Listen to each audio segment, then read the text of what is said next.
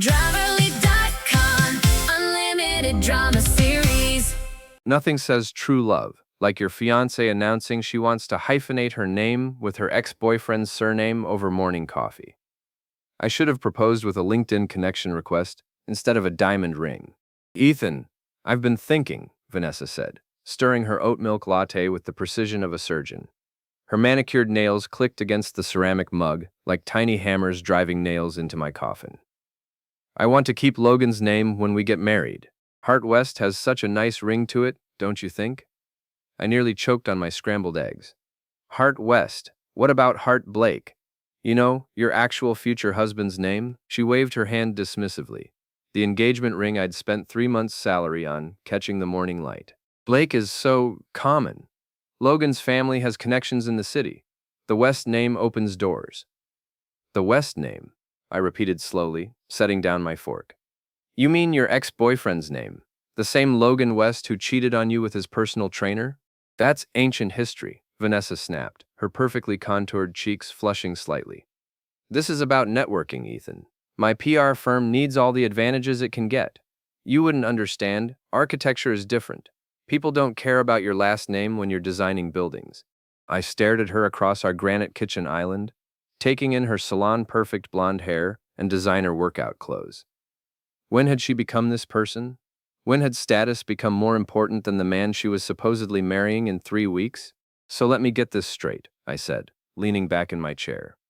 You want to walk down the aisle and promise to love, honor, and cherish me, but you'd prefer to carry another man's name for the networking opportunities? Don't be so dramatic. She checked her phone, scrolling through what I assumed were wedding-related messages. It's just business. Just business. Right. After Vanessa left for her morning Pilates class, I sat alone in our kitchen, staring at the wedding invitations spread across the counter.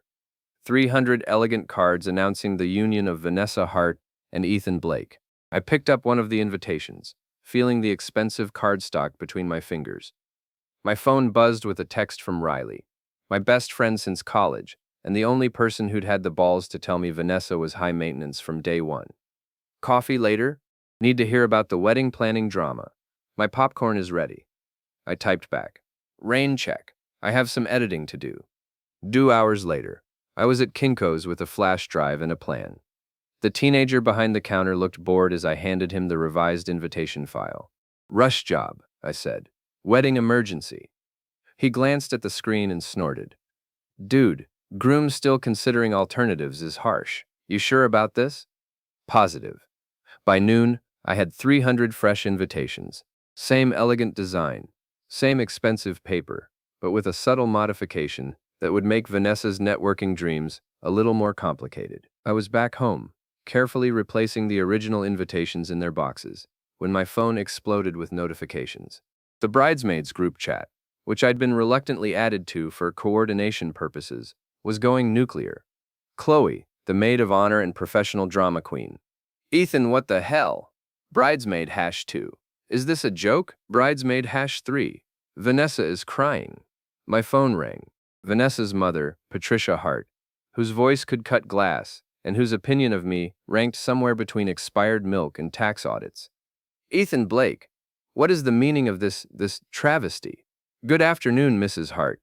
Which travesty are we discussing today? Don't you dare take that tone with me. The invitations, you insufferable little man. Groom still considering alternatives? Have you lost your mind? I leaned against the kitchen counter, watching a neighbor walk their dog through our front window. Normal people, living normal lives, probably not dealing with fiancés who wanted to hyphenate with their exes. Actually, Mrs. Hart, I think it's quite accurate. Vanessa wants to hyphenate with her ex-boyfriend's name. I'm simply keeping my options open as well. The silence on the other end was deafening. Then, you are a petty, small-minded little worm, and my daughter deserves better. On that, Mrs. Hart, we finally agree on something. I hung up and immediately called my office.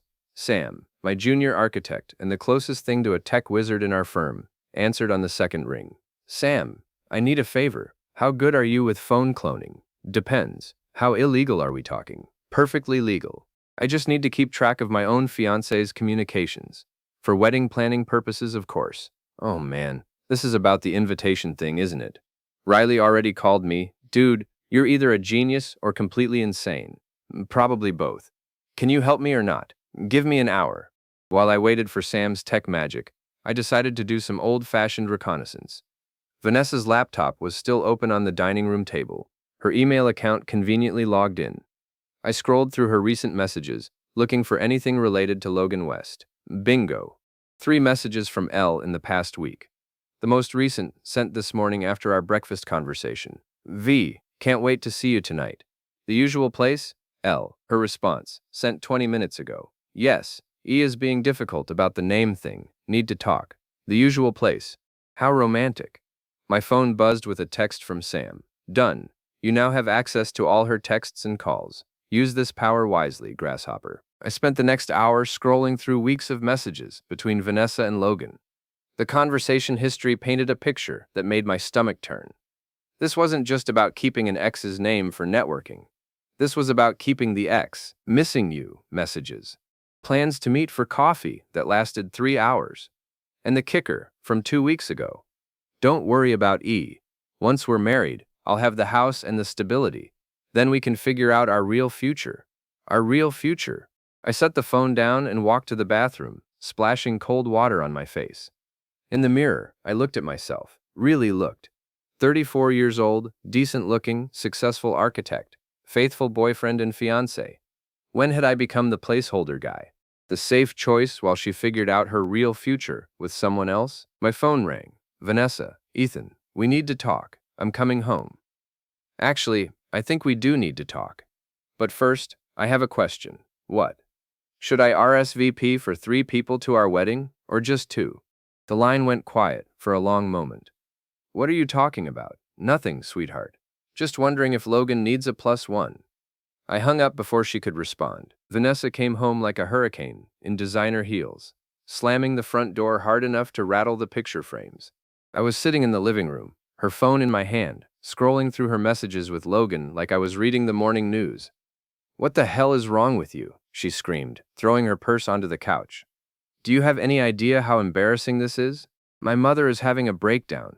The country club is buzzing with gossip. Patricia Whitmore called to ask if we're having marital problems before we're even married. I looked up from the phone, keeping my voice level. Are we having marital problems, Vanessa? Don't turn this around on me. You're the one who sabotaged our wedding invitations, like some kind of psychopath. Sabotaged is a strong word. I prefer truth in advertising. I held up her phone. Speaking of truth, want to explain these messages to Logan? Particularly the one about your real future? The color drained from her face. You went through my phone? Your phone was very cooperative. Apparently, you've been planning quite a lot behind my back. Coffee dates, late-night conversations, discussions about how I'm just the stable choice while you figure out what you really want. She lunged for the phone, but I stood up, keeping it out of reach. Give that back. You have no right. I have no right. I'm your fiancée, Vanessa. Or at least, I was until about an hour ago, when I realized I'm actually just your financial planning consultant. It's not what you think. Really? Because Logan's message from this morning suggests you're meeting him tonight at the usual place. Which usual place would that be? The coffee shop where you discuss networking strategies? Or the hotel bar where you discuss how to dump your boring architect boyfriend once you've secured the mortgage? Vanessa's composure cracked. The polished PR executive facade crumbled, revealing something uglier underneath. Fine. Yes, I've been talking to Logan. Yes, we've been meeting. But nothing physical has happened. Nothing physical. I laughed, but there was no humor in it. Just emotional cheating, financial planning, and using me as a placeholder while you sort out your real relationship. Much better. You don't understand the pressure I'm under, she shouted. My career, my family's expectations, the social obligations. Logan gets it. He moves in the right circles. He has connections. And I don't? You design all...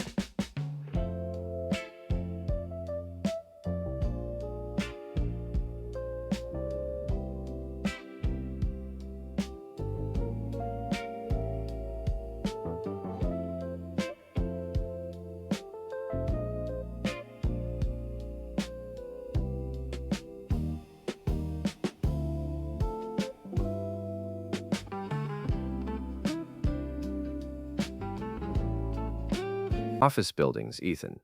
Logan runs a social media company. He's featured in magazines. People know his name. People know his name because he's a trust fund baby who's never worked a real day in his life. His social media company is 3 employees and a website his daddy paid for. At least he has ambition beyond drawing blueprints. That one stung, and she knew it. I'd worked 60-hour weeks for the past 5 years, building my reputation from nothing. I designed 3 major buildings in the city, won awards, earned every client through skill and dedication. But none of that mattered to her anymore. You know what, Vanessa? You're right. Logan is perfect for you. You're both shallow, status-obsessed, and completely hollow inside. You deserve each other. I walked toward the door, grabbing my keys from the hook. Where are you going? To get some air, and to think about whether I want to spend the rest of my life married to someone who sees me as a stepping stone. Ethan, wait, but I was already gone. I drove to Murphy's Tavern, a dive bar downtown that was the opposite of everywhere Vanessa liked to be seen. Dark wood, cheap beer, and clientele that included construction workers, off-duty cops, and people like me who needed to drink away their problems. Riley was already there, nursing a beer and playing pool with 2 guys I didn't recognize.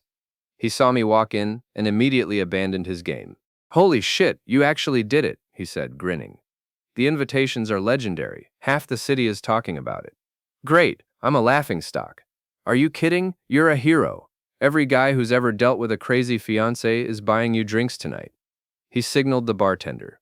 2 whiskeys, the good stuff. I collapsed onto a bar stool, feeling the weight of the day settling on my shoulders. She's been cheating on me, Riley. Emotionally, at least. Maybe physically, too. With Logan West, the trust fund douchebag?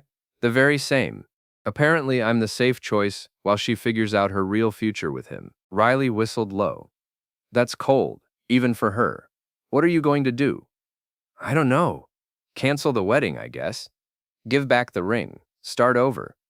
Or, Riley said, leaning closer, you could make sure she gets exactly what she deserves. What do you mean? I mean, she's been playing games with you for months. Maybe it's time to play some games back. I stared into my whiskey, watching the amber liquid swirl in the glass.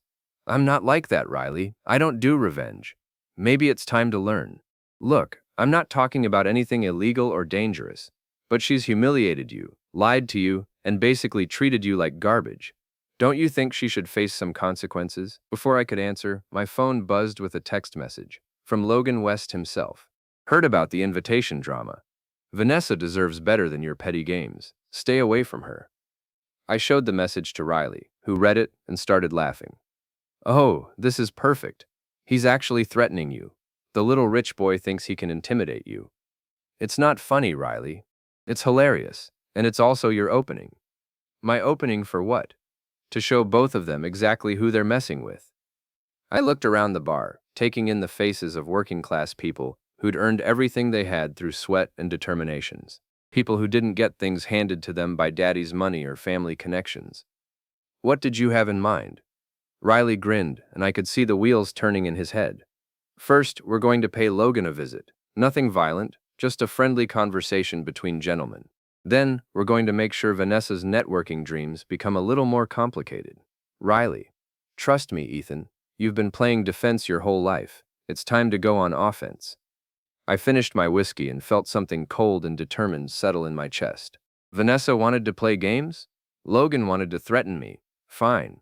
Game on. Logan West lived in a glass tower downtown. The kind of building that screamed, new money, trying to look like old money.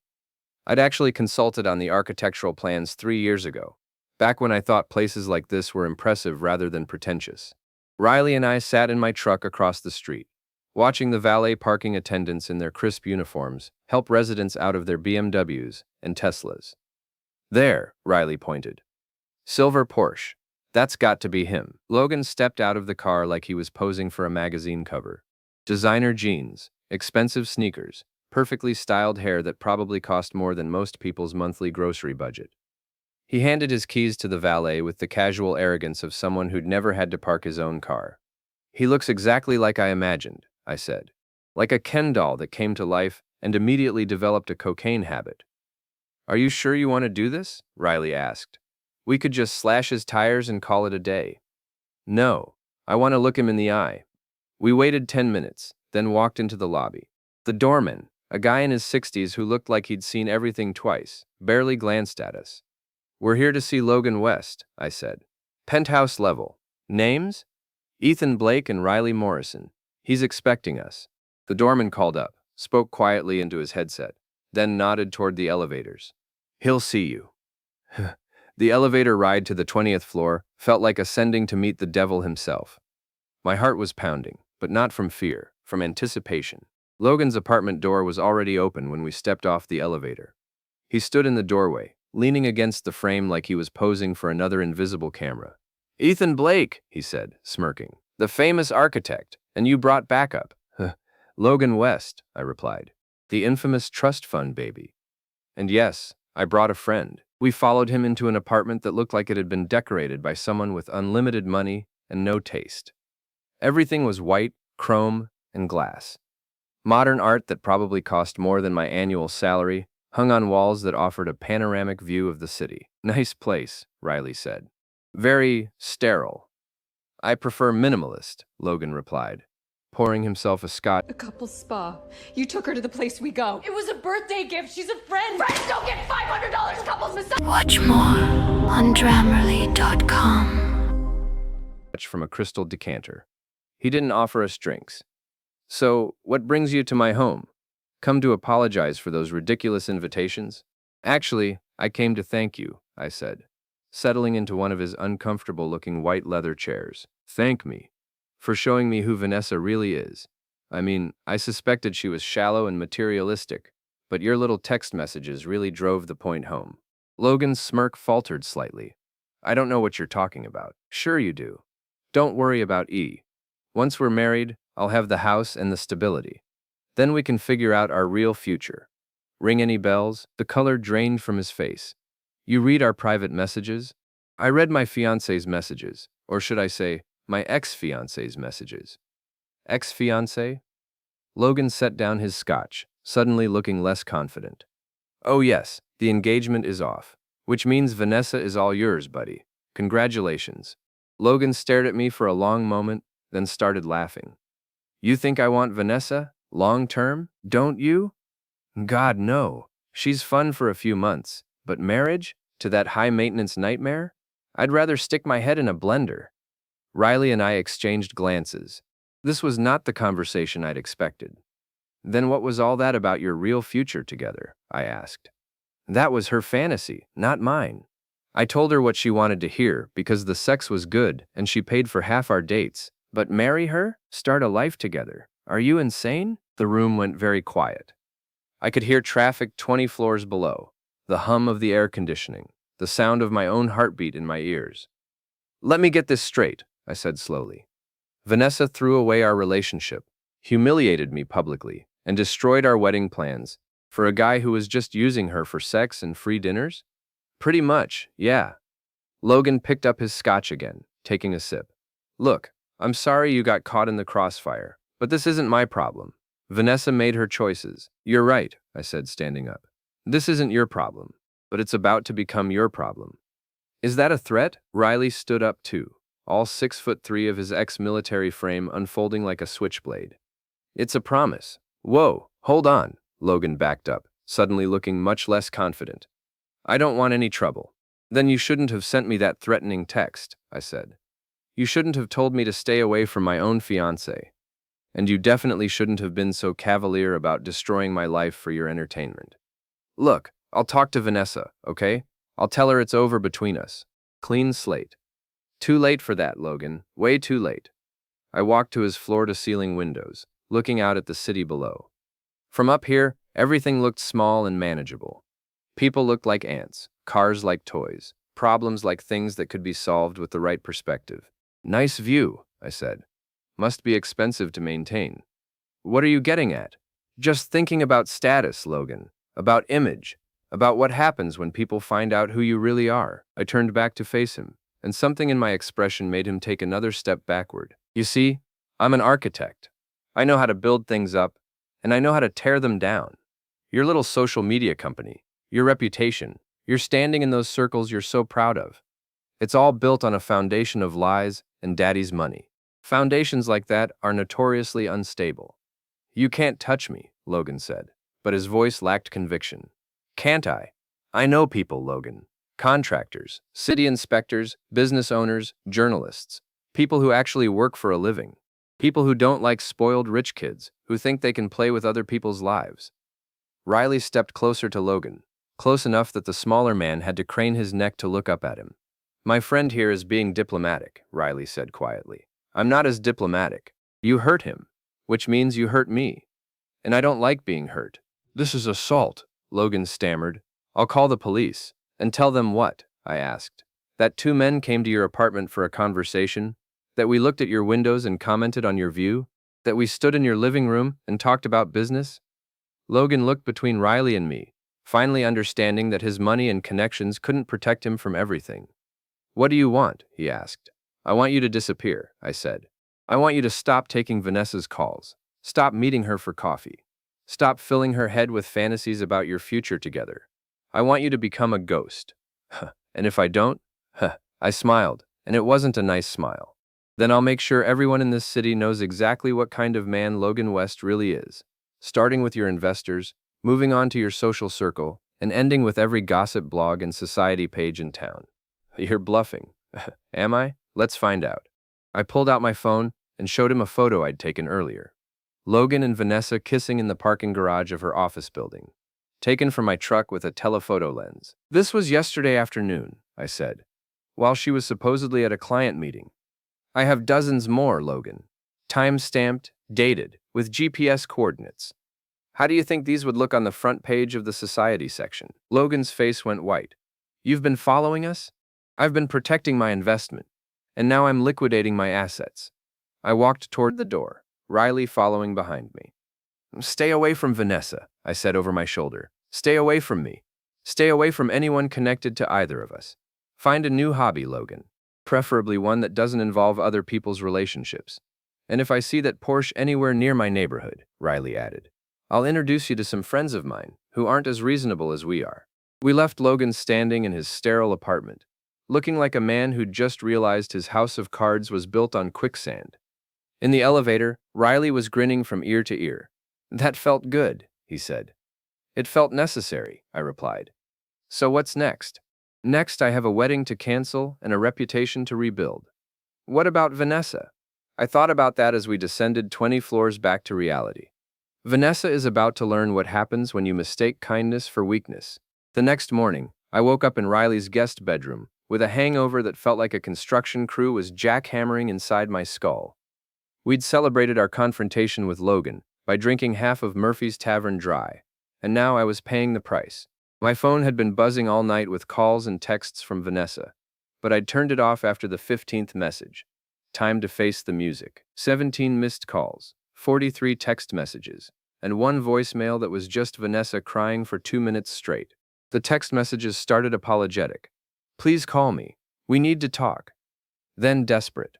I'm sorry about Logan. It's not what you think. Then angry. You can't just disappear like this. We have a wedding to plan. And finally, delusional. I talked to Logan. He explained everything. Come home so we can work this out. I called Sam while Riley made coffee strong enough to wake the dead. Please tell me you have good news, Sam said by way of greeting. Define good news. You're not in jail, Vanessa hasn't burned down your house, and Logan West hasn't hired a hitman. All true, as far as I know. I need you to do me another favor. Shoot.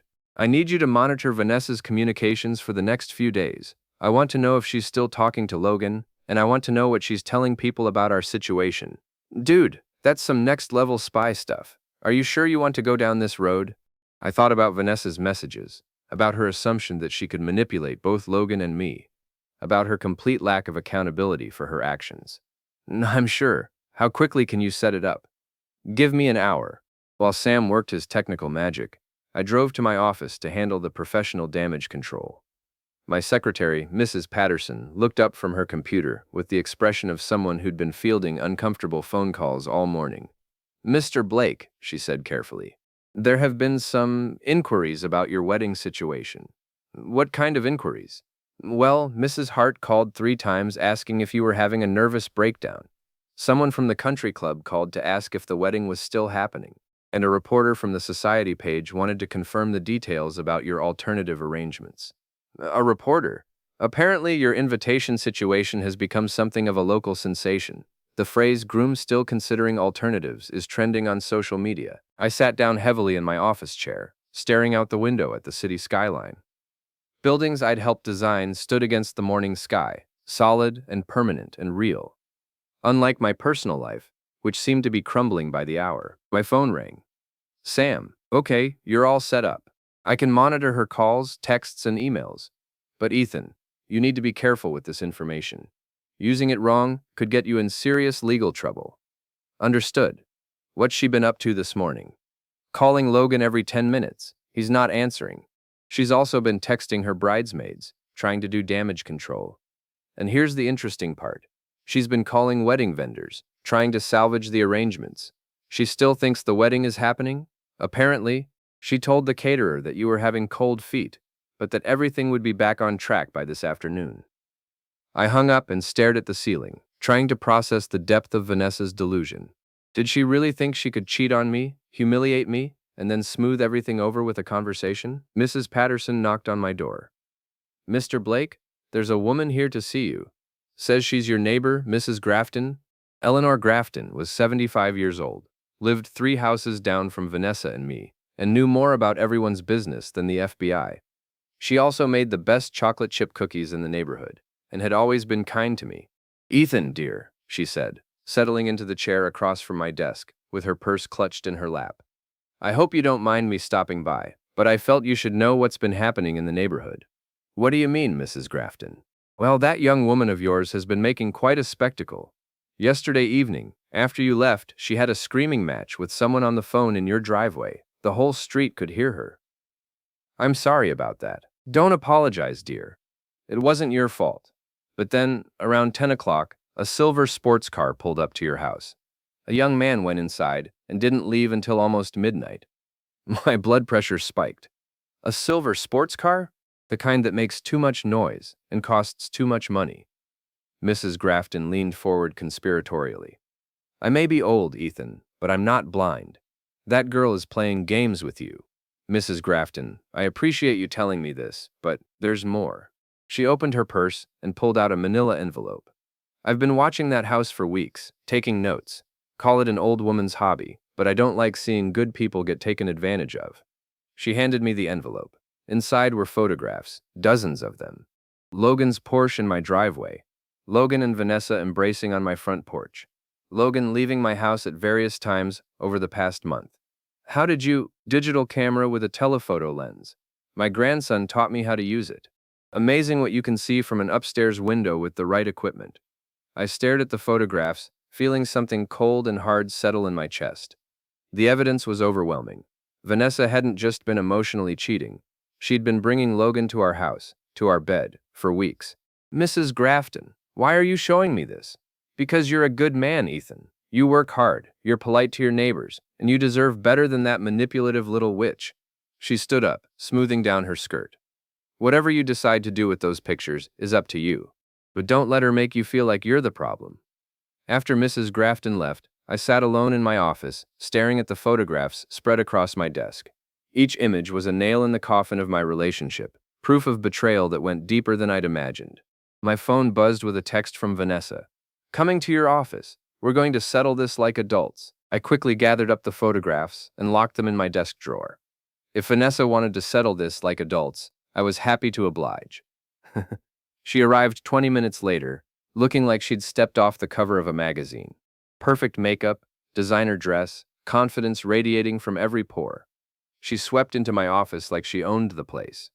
Ethan, this has gone far enough, she announced, not bothering to sit down. I've spent the morning doing damage control for your little stunt with the invitations. The wedding is in 2 weeks, and we need to get back on track. Do we? Yes. I've spoken to Logan, and he's agreed to step back. Our relationship is over. You and I can work through this. How generous of Logan to step back from a relationship that was supposedly just friendship anyway. Don't be sarcastic. It doesn't suit you. I leaned back in my chair, studying her face. She looked confident, in control, like someone who'd never doubted her ability to manipulate any situation to her advantage. Tell me something, Vanessa.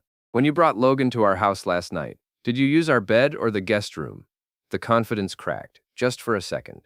I don't know what you're talking about. Silver Porsche, 10 p.m. to midnight. Mrs. Grafton has excellent eyesight for a 75-year-old. Nothing happened. Stop. I held up my hand. Just stop lying. I have photographs, Vanessa. Time-stamped, dated photographs of Logan coming and going from our house for the past month. I have your text messages planning your real future with him. I have evidence of you using me for financial stability while you figured out your actual relationship. She stared at me, and for the first time since I'd known her, Vanessa Hart looked genuinely afraid. What do you want? She asked quietly. I want you to leave my office. I want you to move out of my house. I want you to stop telling people we're getting married, because we're not.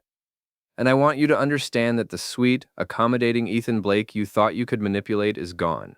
You can't just throw away 3 years. I'm not throwing them away. You already did that when you decided I was just the safe choice while you pursued your real interests. Vanessa's composure finally shattered completely. Fine. You want to know the truth? Yes, I was seeing Logan. Yes, I was keeping my options open. But that's what smart women do, Ethan. We don't put all our eggs in one basket with men who design office buildings and think that's impressive. There it is, I said quietly. The real Vanessa Hart. You're damn right it's the real me. And the real me deserves better than a small-time architect who drives a pickup truck and thinks dinner at Olive Garden is romantic. I stood up, walked around my desk, and opened the office door. Get out. Ethan, get out of my office, get out of my house, and get out of my life. We're done. After she left, I sat alone in the sudden silence, feeling like I'd just survived a hurricane. My phone rang almost immediately. Riley, how did it go? She's finally showing her true colors. And Riley, yeah, I think it's time for phase 2 of our plan.